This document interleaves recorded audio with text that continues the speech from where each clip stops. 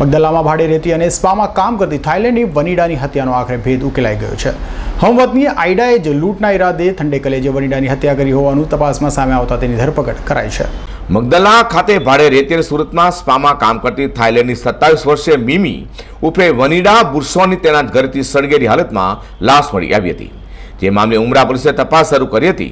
તપાસમાં વનીડાની હત્યામાં પ્રથમ શંકાની સોય તેની હમવતની આઈડા સામે સેવાઈ છે, કારણ કે એડા મીમી ઉર્ફે વનીડાના ઘરે શનિવારે રાત્રે પહોંચી હતી અને બંને સાથે બેસી દારૂ, હુક્કો ઉપરાંત ગાંજો પીધો હોવાની પણ વાત તપાસમાં બહાર આવી હતી। ત્યારબાદ પોલીસે ફોરેન્સિક એક્સપર્ટ DGVCL અને ઇલેક્ટ્રિક ઇન્સ્પેક્ટરની ટીમ સાથે તપાસ કરતા હત્યા કરાઈ હોવાનું સામે આવ્યું હતું। તો પોલીસે આ મામલે આઈડાની કડક પૂછપરછ કરી હતી। સાથે દિમાગની આઈડાએ એક સપ્તાહ સુધી પોલીસને ચક્રાવી ચડાવી હતી। જોકે પોલીસના ઉચ્ચ અધિકારીઓ દ્વારા આઈડાનું વારાફરતી ઇન્સ્ટ્રોગેશન કરાયું હતું, પરંતુ તેમણે મર્ડર કરેલ ઇનકાર કરતી હતી। જોકે પોલીસની આઈડાની મલેશિયા અને જાપાનમાં ગુનાહિત ઇતિહાસના ઇનપુટ મળતા તેની તરફે તપાસ કેન્દ્રિત કરાઈ હતી અને આખરે આઈડા સામે પુરાવો મળ્યા બાદ હાલ તો આ ઇન્ટરનેશનલ મર્ડરનો ભેદ ઉકેલાઈ ગયો છે। તો પોલીસની તપાસમાં આઈડાએ લૂંટના ઈરાદે વનીડાની હત્યા કરી હોવાનું સામે આવ્યું છે। પોલીસે આઈડી પાસેથી વનીડાની ગોલ્ડ ચેન અને 3 મોબાઈલ ફોન પણ કબજે કર્યા છે। તો હત્યા મામલે સુરત પોલીસ કમિશનરે શું માહિતી આપી પત્રકારોને તે આપણે જાણીએ। સીસીટીવી ફૂટેજ દરમિયાન અને ટેકનિકલ સર્વેલન્સ ની જે મહેનત થઈ, આમાં જાણવા મળ્યું કે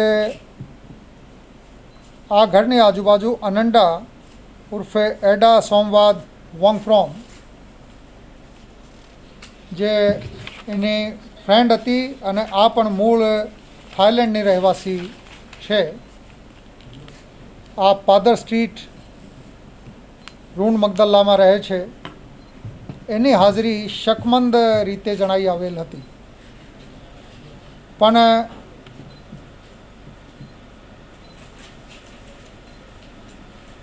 એમણે એક ખોટી સ્ટોરી ઊભી કરી અને કોઈ પણ રીતે એની કોઈ પ્રકારની ગુનાહિત આમાં સંડોવણી છે આનાથી સ્પષ્ટ રીતે ઇનકાર કરતી હતી। પરંતુ એક્સપર્ટ્સ, PM, FSL એક્સપર્ટ્સ અને બનાવવાળી જગ્યાની પરિસ્થિતિ જોતાં જે વસ્તુઓ ત્યાંથી ગુમ મળી આવેલ હતી, સોનાની ચેન, મોબાઈલ ફોન, આના આધારે 11મી તારીખે મર્ડરના ગુના દાખલ કરવામાં આવ્યા હતા।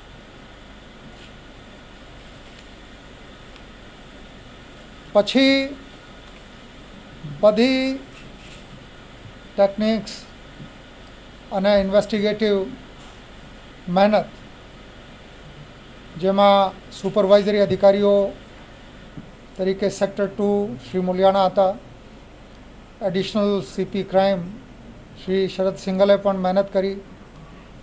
ખાસ કરીને મારા ઉલ્લેખ કરવું છે DCP ઝોન 3 વિધિ ચૌધરી અને ઉમરા PI શ્રી સાલુંકે, આ ટીમે અને એની સાથે એક SIT પણ રચના કરાયેલ હતી।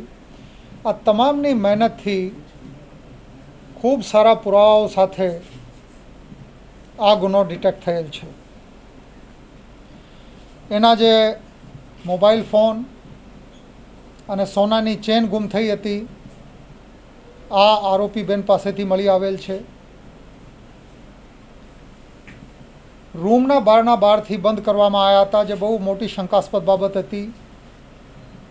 એની ચાવી પણ આરોપી બેનના ઘરે સંતાડેલી હતી, ત્યાંથી રિકવર કરી લેવામાં આવી છે। આ તમામ પુરાવાઓના ધ્યાને લેતા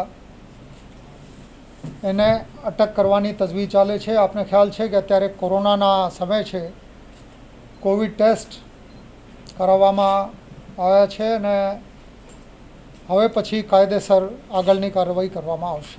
હાલ તો સુરતમાં બનેલા ઇન્ટરનેશનલ મર્ડર કેસનો સુરત પોલીસે સ્પેશિયલ ટીમ બનાવી ભેદ ઉકેલી કાઢ્યો છે। Azhar Qureshi, G24 news.